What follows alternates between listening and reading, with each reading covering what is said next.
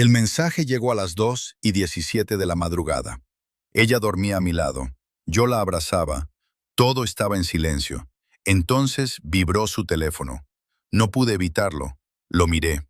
Esta noche fue perfecta. Lástima que tu otro yo nunca lo sabrá. Se me heló el cuerpo. El contacto no tenía nombre, solo un número, el mío. Abrí el historial con manos que temblaban. Meses de mensajes, cientos, llenos de palabras que yo reconocí como mías, pero que nunca había escrito. Mi forma de hablar, mis expresiones, mi alma. Y ella respondía con una sonrisa que llevaba años sin dedicarme. Lo más terrible no era el engaño, era que el otro era mejor que yo. Esa mañana no dormí. Me quedé con los ojos abiertos hasta que el cielo comenzó a aclararse detrás de las persianas. Escuché su respiración cambiar, pausarse, volverse más ligera. La escuché despertar. No se movió de inmediato. Nunca lo hacía.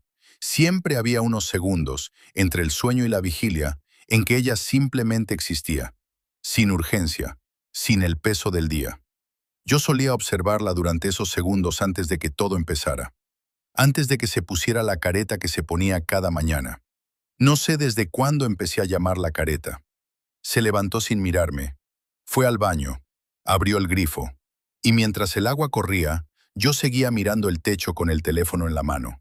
El teléfono de ella, todavía desbloqueado. Había 143 mensajes. Los había contado. No los leí todos esa noche.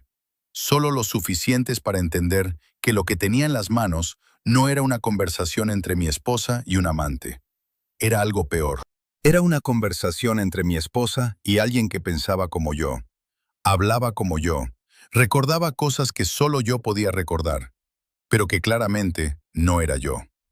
El primer mensaje que me detuvo fue del 3 de octubre. ¿Recuerdas el restaurante de la calle Morelos? ¿El de las sillas azules?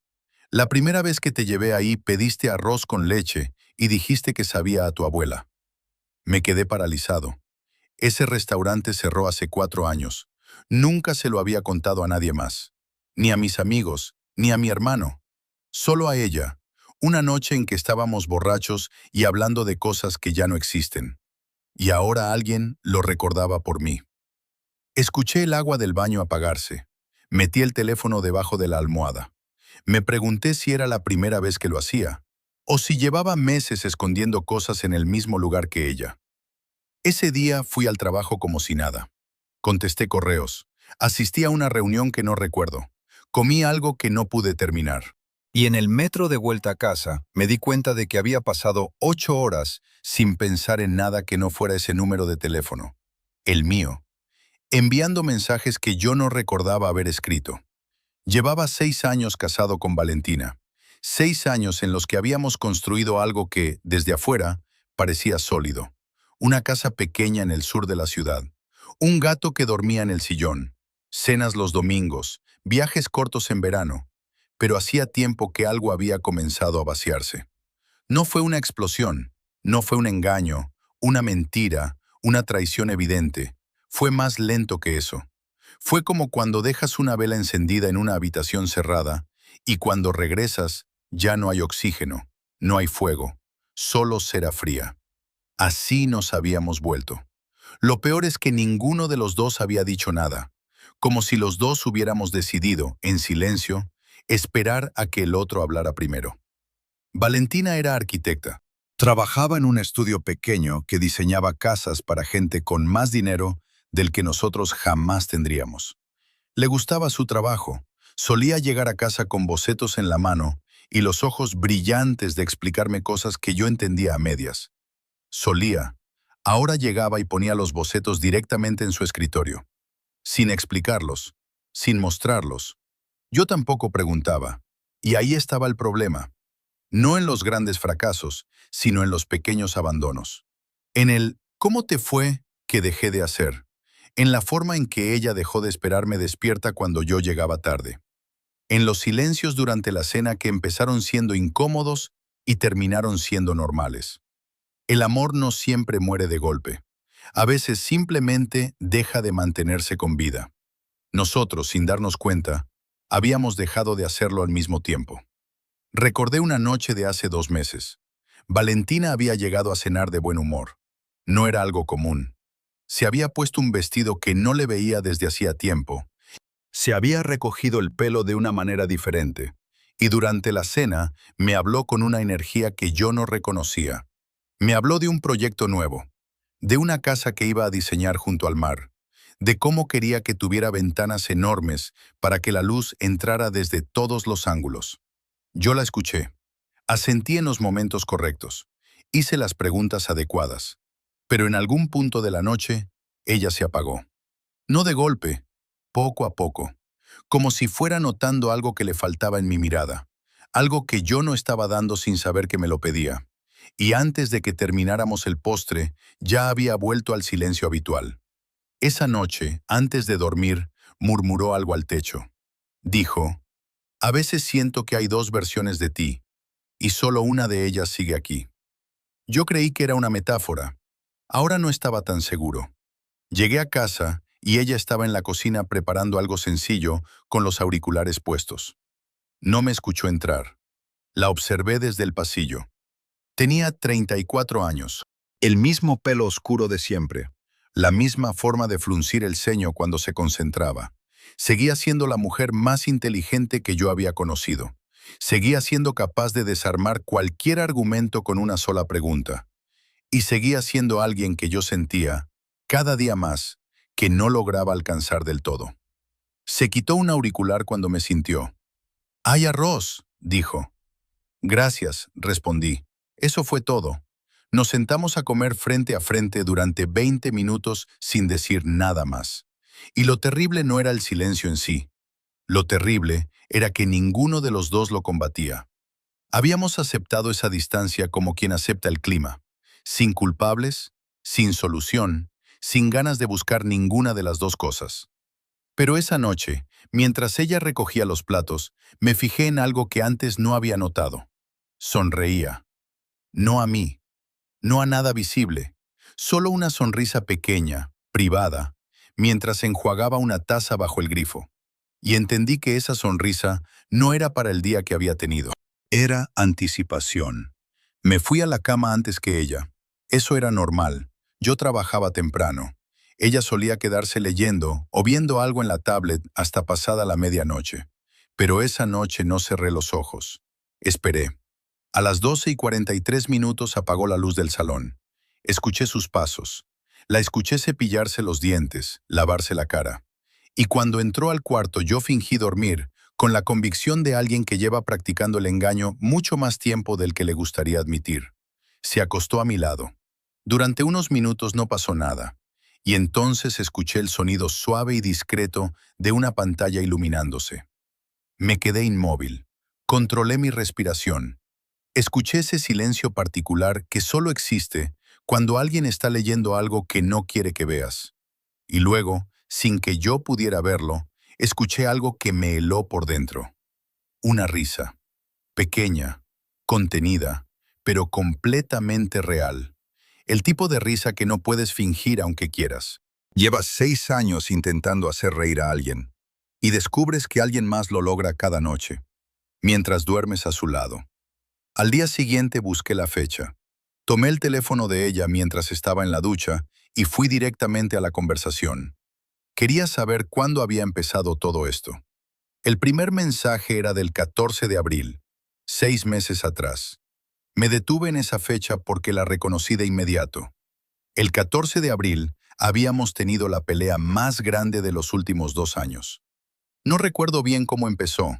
Recuerdo que comenzó por algo pequeño, como siempre. Una palabra maldicha, un tono equivocado. Y de repente estábamos hablando de cosas que llevaban meses guardadas, de cosas que duelen precisamente porque son verdad y no porque sean injustas. Le dije que me sentía solo dentro de nuestro matrimonio. Ella me dijo que yo mismo me había construido esa soledad.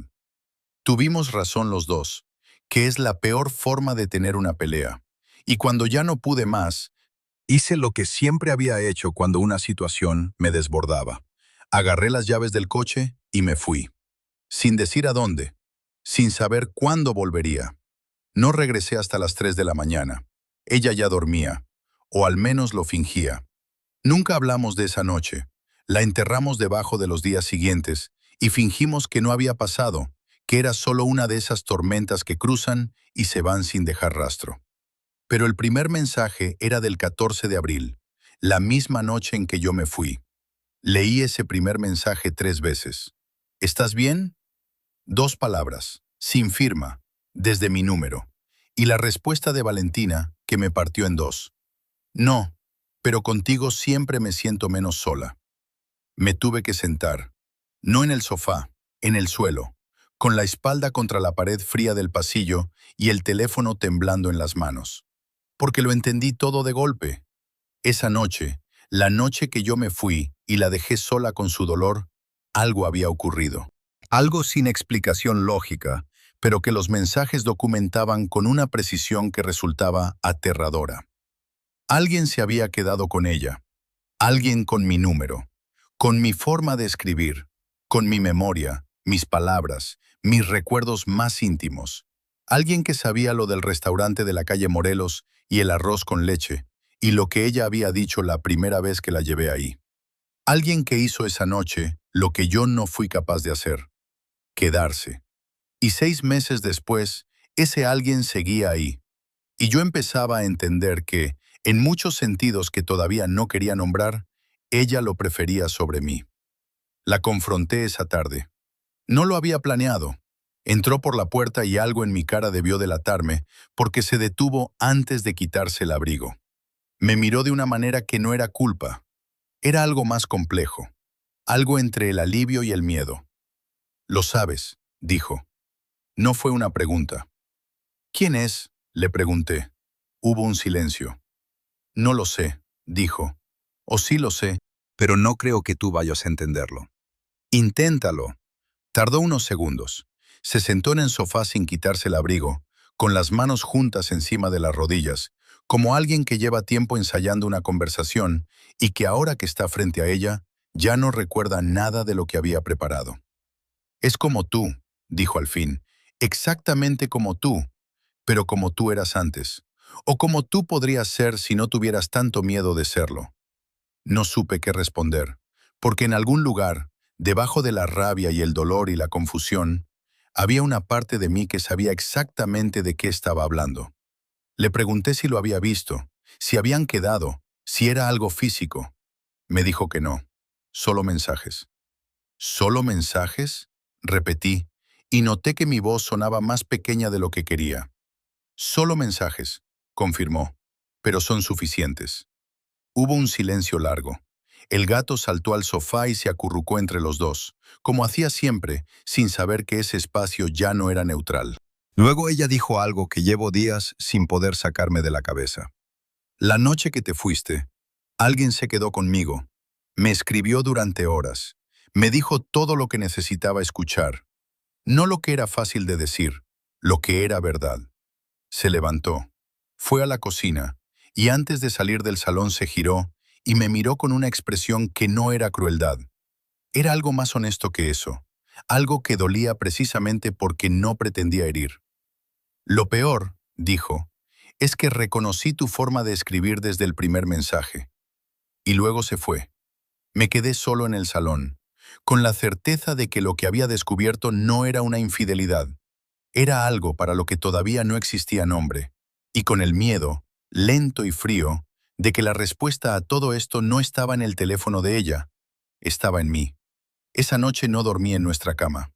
Me quedé en el sofá con el portátil abierto y una taza de café que se enfrió sin que yo la tocara. Busqué durante horas. Trastornos disociativos. Sonambulismo con comportamiento complejo. Episodios de personalidad fragmentada. Leí foros, artículos, testimonios de gente que despertaba sin recordar lo que había hecho durante la noche. Nada encajaba del todo. Los sonámbulos no escriben mensajes coherentes. Los episodios disociativos no mantienen conversaciones de 6 meses. Y ninguno de los casos que encontré describía a alguien que recordara cosas que el anfitrión también recordaba, pero desde un ángulo diferente. Como si dos personas hubieran vivido los mismos momentos, pero uno de ellos los hubiera sentido de verdad y el otro los hubiera archivado sin abrirlos. Cerré el portátil a las 4 de la mañana y me quedé mirando la oscuridad con una pregunta que no quería hacerme en voz alta. ¿Y si no era una enfermedad? Al día siguiente, revisé el registro de datos de mi teléfono. Era algo que sabía hacer desde que trabajé un tiempo en soporte técnico, hace años. Entré a la configuración, busqué el historial de uso de red y fui directamente a la aplicación de mensajes. Nada. 0 kilobytes enviados durante las horas de la madrugada. Revisé 3 veces. Cambié el rango de fechas. Crucé la información con los horarios de los mensajes que había leído en el teléfono de Valentina. El teléfono de ella recibía mensajes desde el mío en horas en que el mío, supuestamente, no enviaba nada. Eso no era posible. A menos que alguien supiera cómo borrar ese rastro. A menos que llevara tiempo haciéndolo. Guardé el teléfono en el cajón de la mesilla y me quedé sentado al borde de la cama con las manos entre las rodillas, mirando el suelo. El gato entró al cuarto, me olisqueó un pie y se fue. Valentina seguía durmiendo al otro lado de la pared. O eso creía yo. Compré la cámara al día siguiente. Una pequeña, del tamaño de un enchufe, con grabación nocturna y memoria suficiente para 8 horas. La coloqué encima del armario, detrás de una caja de zapatos que llevaba años sin abrir. Apuntaba directamente hacia la cama. No le dije nada a Valentina. Esa noche nos acostamos como siempre. Ella con su tablet, yo mirando el techo. En algún momento me quedé dormido sin darme cuenta, que es la peor forma de quedarse dormido cuando estás intentando vigilarte a ti mismo. A la mañana siguiente descargué el video antes de que ella se despertara. Me fui al baño, puse los auriculares y abrí el archivo. Las primeras 2 horas no mostraban nada. Ella leyó un rato, apagó la tablet, se dio la vuelta. Yo dormía boca arriba con los brazos cruzados sobre el pecho, que es exactamente como me habían dicho que dormía desde niño. Y entonces, a las 2:09 de la madrugada, ocurrió algo. Me moví. No fue el movimiento torpe de alguien que se gira en sueños, fue deliberado. Me incorporé despacio, con la misma calma de alguien que lleva despierto un rato y está esperando el momento adecuado para levantarse. Me senté al borde de la cama. Apoyé los pies en el suelo y luego levanté la cara, directamente hacia la cámara. Me detuve el video. Retrocedí 10 segundos. Lo volví a ver. Sí, estaba mirando exactamente hacia donde yo había puesto la cámara, con una expresión que no reconocí en mí mismo. No era miedo, no era sorpresa, era algo parecido a la satisfacción de alguien que acaba de confirmar lo que ya sabía. Me saludó, un gesto lento con la cabeza, apenas perceptible, pero inconfundible. Y luego bajó la vista, agarró el teléfono de la mesilla y comenzó a escribir. Tardé 20 minutos en poder levantarme del suelo del baño. No sé cuándo me había caído. No lo recordaba. Solo me encontré sentado con la espalda contra la bañera y el teléfono apretado en el pecho, como si alguien fuera a intentar quitármelo. Abrí el video otra vez. Necesitaba verlo completo. Él estuvo escribiendo durante 42 minutos. A veces pausaba, como si estuviera pensando en la respuesta correcta. A veces sonreía. Una vez se rió en voz baja, lo suficientemente bajo para no despertar a Valentina, que seguía durmiendo a su lado con una quietud que me pareció, por primera vez, sospechosa. ¿Sabía ella que yo estaba despierto a su lado? ¿O lo sabía, y por eso dormía tranquila? Cuando terminó de escribir, volvió a mirar hacia la cámara. Esa vez no fue un saludo. Esa vez abrió la boca y dijo algo. Sin sonido. Pero yo leí los labios sin dificultad. Ya sé que me estás grabando. Y luego se acostó, se giró hacia Valentina, y en menos de 2 minutos el ritmo de su respiración volvió a ser el de alguien que nunca se había despertado. Esa mañana llegué tarde al trabajo por primera vez en 2 años. No me importó. Me quedé en el coche, aparcado frente a la oficina, revisando mi teléfono de una manera diferente. No buscaba mensajes, buscaba aplicaciones. Las fui abriendo una por una. Las que usaba a diario, las que casi nunca abría, las que había instalado hace tanto que ya no recordaba para qué las había descargado. Y entonces encontré algo que no recordaba haber instalado.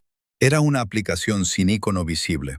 Solo aparecía si buscabas exactamente el nombre en el gestor de archivos del sistema.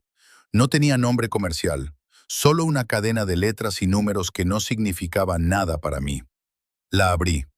Era un diario. Entradas de texto con fechas y horas. La primera era del 15 de abril, un día después de la gran pelea, un día después de que yo me fuera. No leí todas las entradas de golpe. No podía.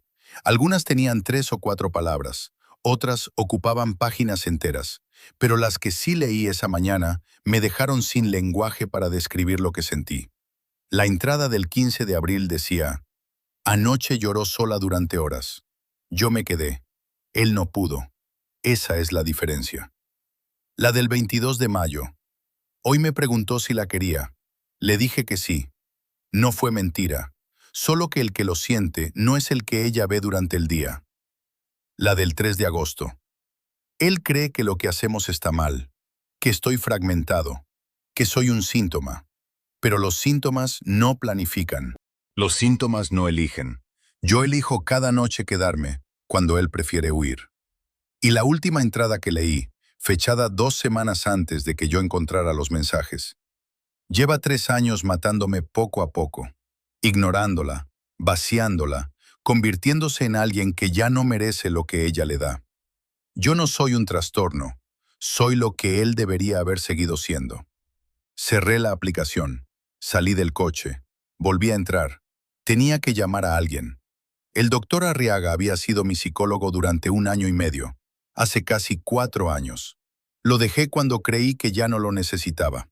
Guardé su número por costumbre, de esa forma en que guardas cosas que no quieres usar pero tampoco quieres perder. Marqué su número desde el aparcamiento. Respondió al segundo tono. Doctor Arriaga, soy Marcos. Marcos Vidal. Fui paciente suyo hace unos años. Un silencio breve. Marcos, claro que te recuerdo. ¿Cómo estás? Necesito hablar con usted. Algo está pasando y no sé cómo explicarlo. Otro silencio. Más largo esta vez. Marcos, comenzó con un tono que no esperaba. Cauteloso, como si estuviera eligiendo las palabras con más cuidado del habitual. ¿Puedo preguntarte algo primero? Claro.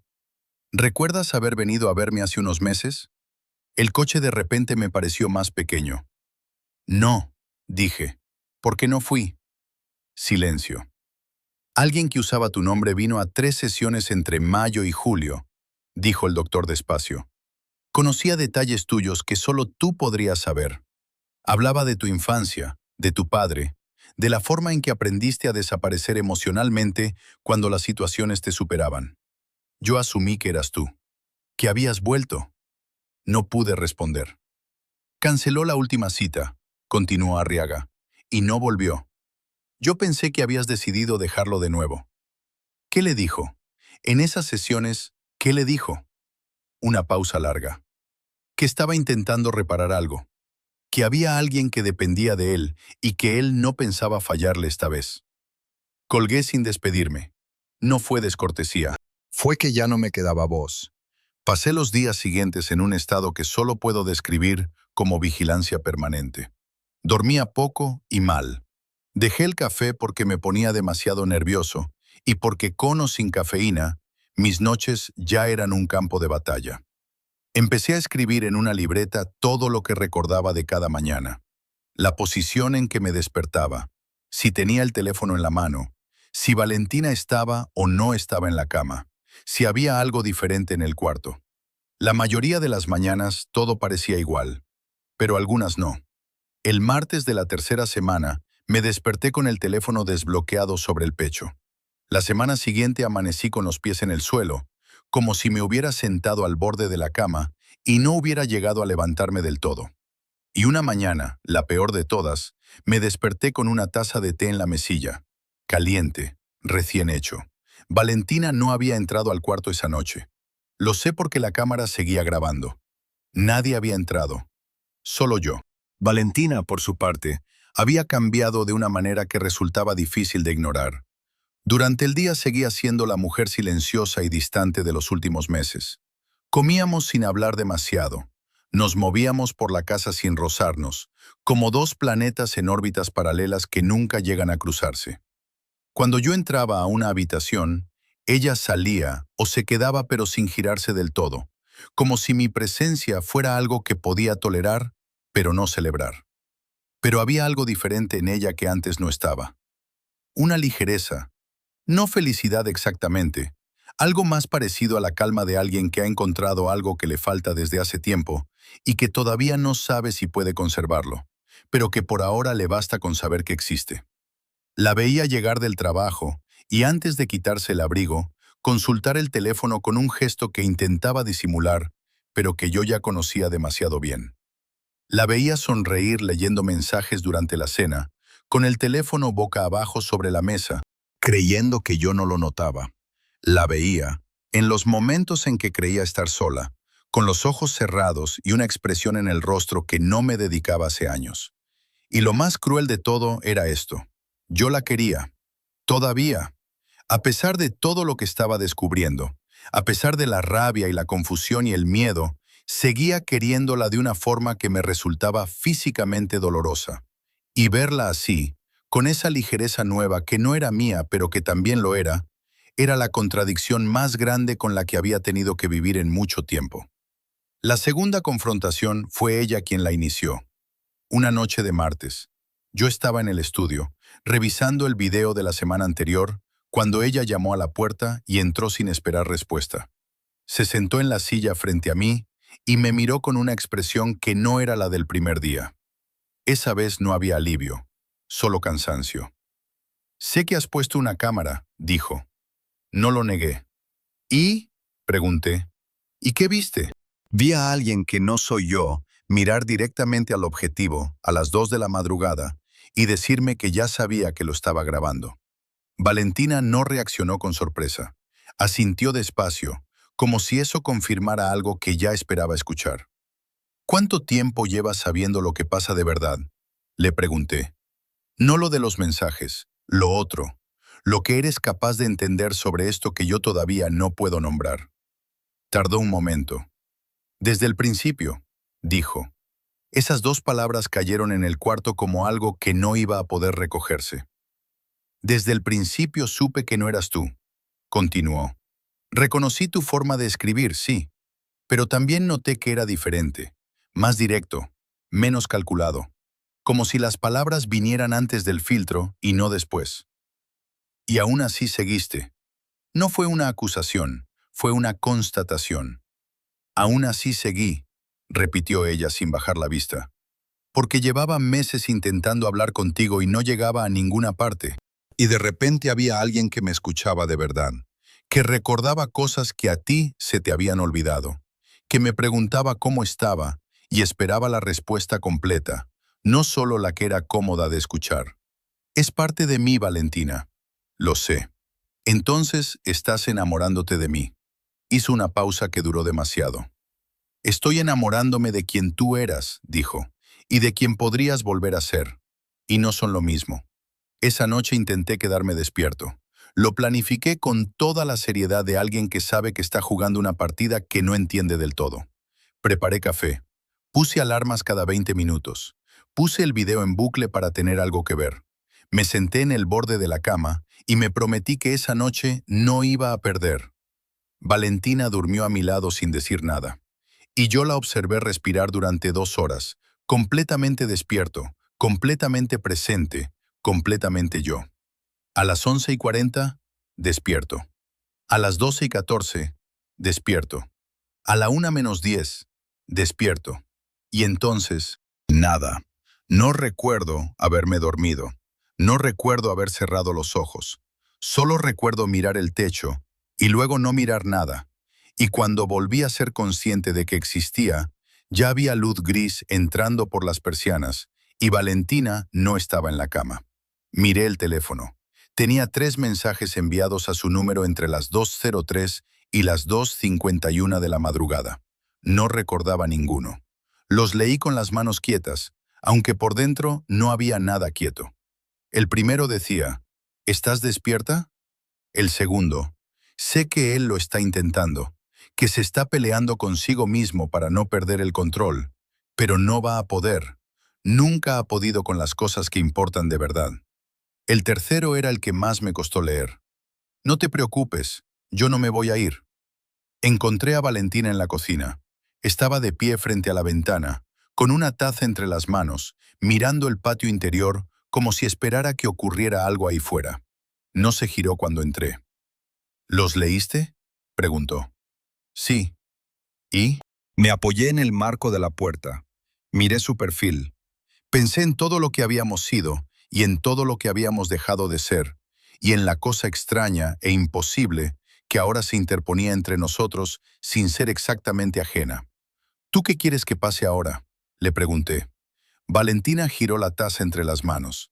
No lo sé, dijo, y eso me da más miedo que cualquier otra cosa. ¿Le tienes miedo a él? Una pausa larga. No, dijo al fin.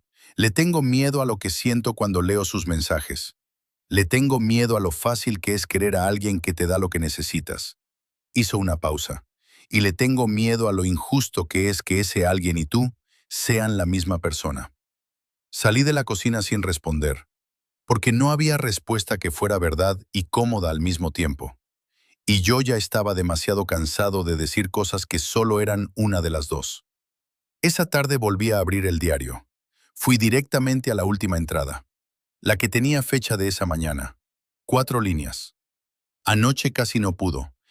Estuvo cerca, pero al final cedió, como siempre. Ella lo sabe, yo lo sé, y en algún lugar que todavía no se atreve a reconocer, él también lo sabe. El problema no soy yo. El problema es que él sabe que tengo razón. Cerré la aplicación. Me quedé con el teléfono en la mano, mirando mi propio reflejo en la pantalla apagada. Y por primera vez desde que todo esto había comenzado, me pregunté algo que era diferente a todo lo que me había preguntado antes. No me pregunté quién era él. Me pregunté quién era yo. Si él había estado ahí desde el principio. Si había sido yo quien lo había aplastado, año tras año, hasta que dejó de caber dentro de la versión de mí que había decidido ser. Si lo que Valentina amaba no era un extraño, ni una enfermedad, ni un fenómeno sin nombre. Si lo que Valentina amaba era, simplemente, lo que yo había decidido no ser. Y si eso me hacía víctima o culpable. Esa noche puse 3 cerrojos distintos a la habitación. Guardé el teléfono en la guantera del coche.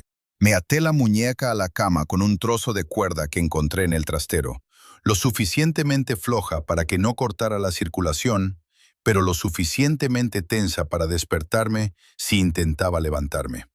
Me acosté con la ropa puesta. Valentina me observó hacer todo esto sin decir una sola palabra. Se acostó a mi lado, apagó la luz y en la oscuridad completa del cuarto dijo algo que no olvidaré. ¿Sabes qué es lo más triste de todo esto? ¿Qué? Que es la primera vez en meses que me pareces interesante. No respondí, pero algo en esa frase me llegó a un sitio que llevaba tiempo cerrado, y no supe si eso era esperanza o el principio de algo mucho peor. La última noche lo preparé todo de manera diferente. No fue desesperación, fue método. Moví la cama al centro del cuarto para que no quedara pegada a ninguna pared. Desenchufé el cargador del teléfono y lo metí dentro del coche, en la guantera, con la llave echada. Pedí a mi hermano, con una excusa que no recuerdo haber construido bien, que me llamara exactamente a la 1 de la madrugada y cada hora después hasta las 5. Me até las muñecas, no a la cama esta vez, a una correa de cuero que pasé por el cabecero y anudé por detrás, donde no pudiera alcanzar los nudos sin esfuerzo y sin ruido. Dejé la cámara grabando. Dejé una libreta abierta sobre la mesilla con un bolígrafo encima. Si algo ocurría durante la noche, quería que hubiera un registro escrito.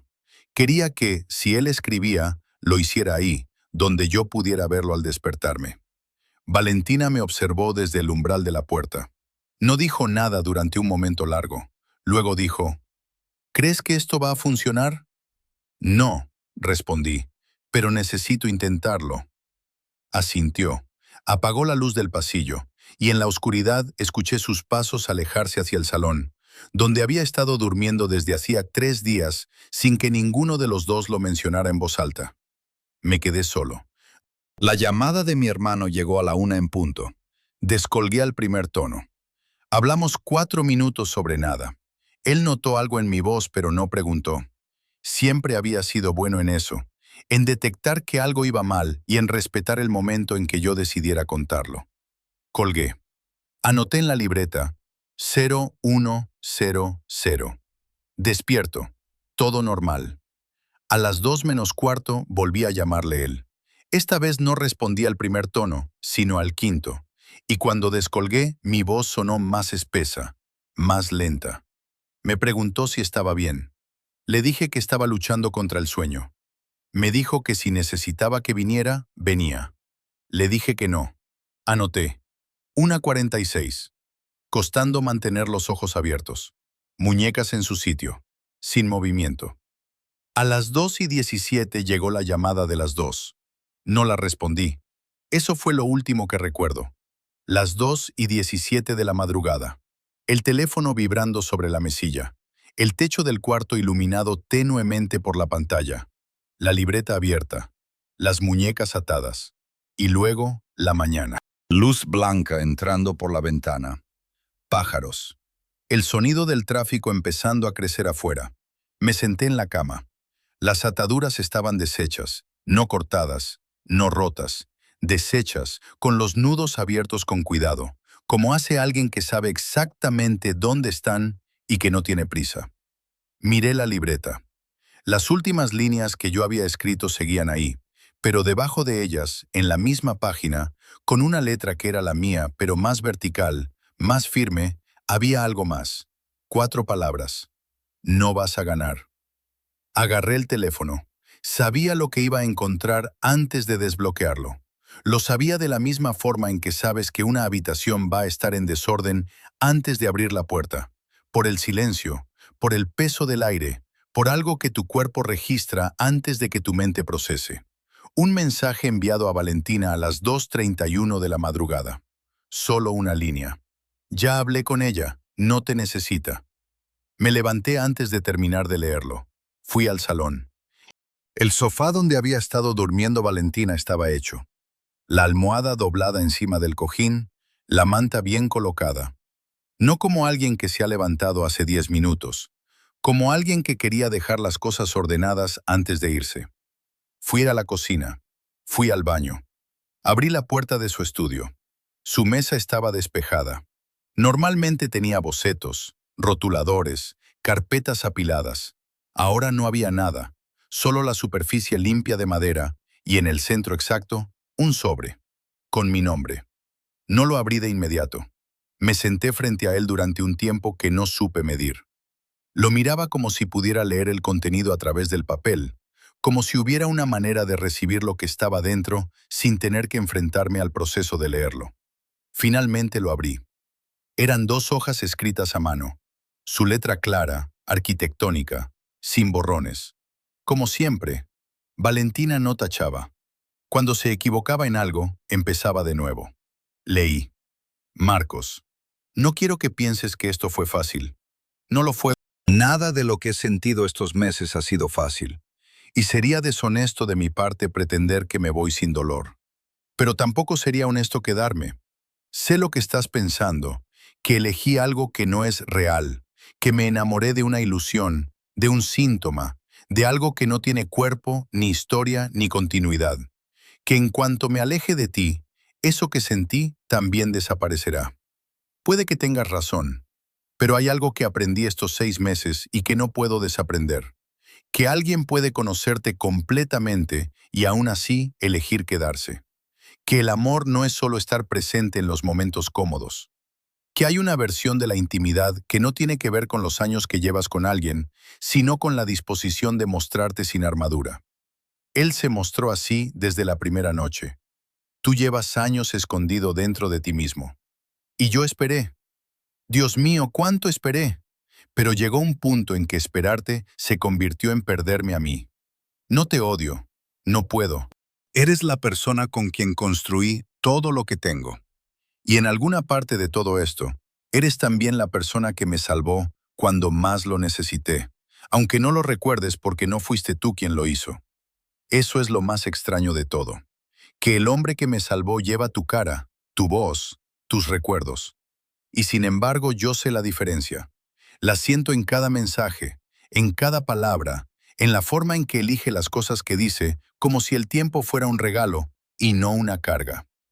Cuídate, Marcos, y si alguna vez encuentras al hombre que llevas dentro, preséntamelo. Ve.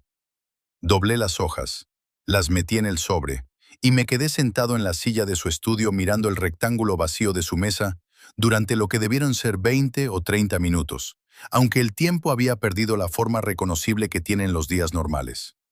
Pensé en llamarla. Sabía que no debía.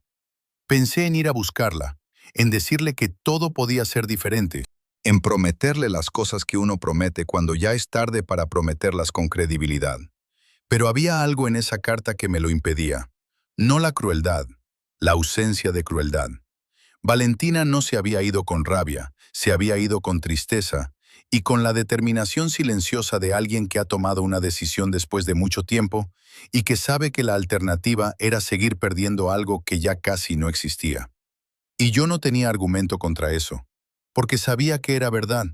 Fui a lavarme la cara. Me quedé un momento frente al espejo sin reconocerme del todo, que es una sensación que había empezado a volverse familiar y que ya no me asustaba de la misma manera que antes, aunque tampoco podría decir que me resultara cómoda.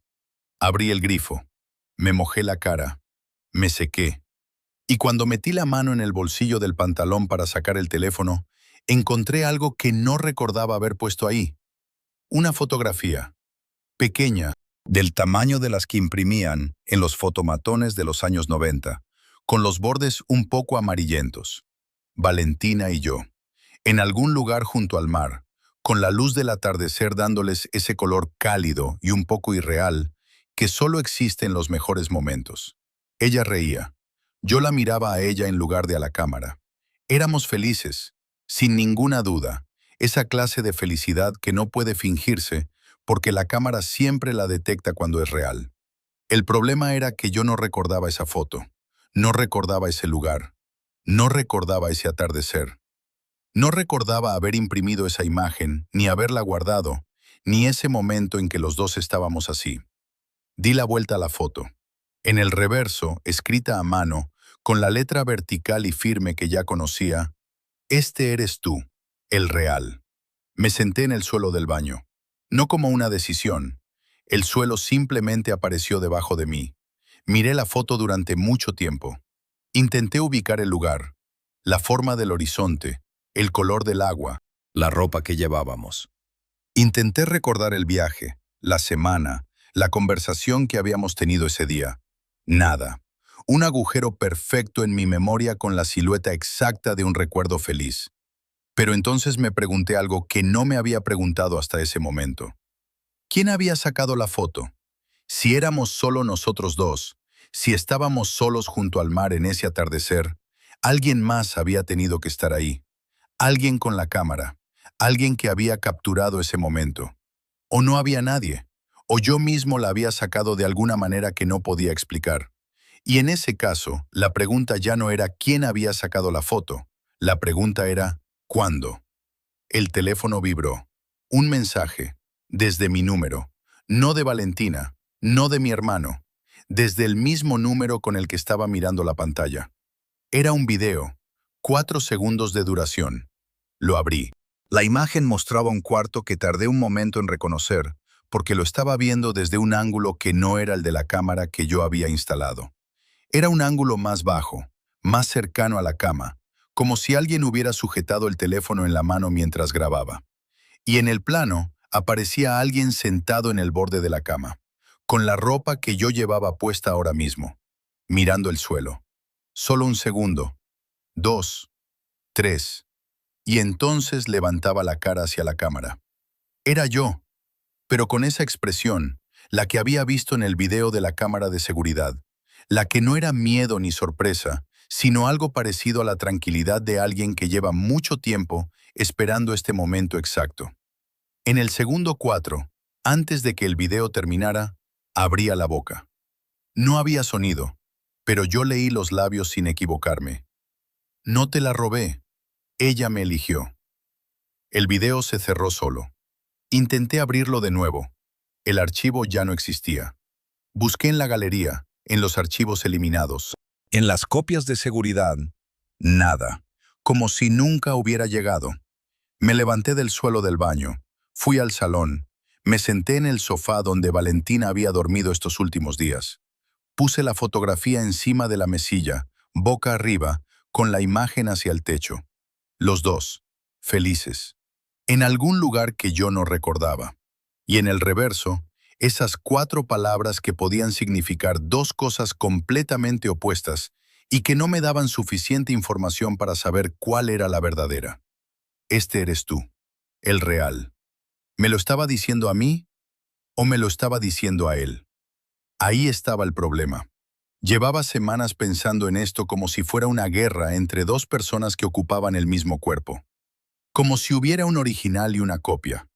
Como si la solución fuera encontrar cuál de los dos tenía más derecho a estar aquí y eliminar al otro. Pero la foto no mostraba a un extraño. Mostraba a alguien que me conocía desde adentro. Alguien que sabía lo del restaurante de la calle Morelos, y el arroz con leche, y el nombre que le puse al gato cuando Valentina quería llamarlo de otra manera. Alguien que había ido al doctor Arriaga y le había contado cosas de mi infancia que yo nunca le había contado a nadie más. Alguien que la había salvado la noche que yo me fui, y que había seguido ahí los 6 meses que yo había tardado en darme cuenta. No era una enfermedad, no era una fractura, era todo lo que yo había decidido no ser, acumulado durante años hasta que encontró la grieta por donde salir. Y ahora Valentina se había ido con él, o conmigo, o con nosotros, y yo me había quedado aquí, o él se había quedado aquí, o lo que quedaba era la parte que ninguno de los dos quería ser. No llamé a nadie ese día, no fui al trabajo, no contesté los mensajes de mi hermano, no busqué a Valentina. Me quedé en el piso en silencio, moviéndome de una habitación a otra sin propósito claro, tocando cosas que eran mías, sin recordar bien por qué las había comprado o qué significaban. Un libro que no recordaba haber leído, pero que tenía páginas dobladas con mi forma de doblarlas. Una chaqueta con arena en el bolsillo de una playa que no sabía nombrar. A las 6 de la tarde me senté a la mesa de la cocina. Abrí la libreta donde había estado llevando el registro de las noches. Pasé las páginas de mis anotaciones, las horas, las observaciones, los intentos. Llegué a la última página escrita, donde yo había anotado 0146, costando mantener los ojos abiertos. Y debajo, en esa letra vertical que ya no me resultaba del todo ajena, las 4 palabras que él había dejado. No vas a ganar. Las miré durante un momento largo. Luego agarré el bolígrafo. Y debajo de las 4 palabras escribí algo. Una sola línea. No sé bien por qué la escribí. No sé si fue una respuesta o una rendición o algo intermedio para lo que todavía no tenía nombre. Pero la escribí. Y cuando terminé, cerré la libreta, la dejé sobre la mesa y apagué la luz de la cocina. La casa quedó en silencio. En la libreta, en la última página, entre su letra y la mía, decía: no vas a ganar. Ya ganaste. Esa noche no puse la cámara. No até las muñecas. No pedí a nadie que me llamara. Me acosté en el centro de la cama. Miré el techo. Esperé a que llegara el sueño con la resignación tranquila de alguien que ha dejado de pelear contra algo que no puede nombrarse del todo, porque nombrarlo implicaría aceptar todo lo que viene después de nombrarlo. Y cuando los ojos se me cerraron, lo último que pensé no fue en Valentina, fue en la foto. En ese hombre mirando a esa mujer en lugar de mirar a la cámara. En si alguna vez yo había sido ese hombre, o si siempre había sido el otro, el que miraba el techo, el que esperaba, el que no recordaba nada.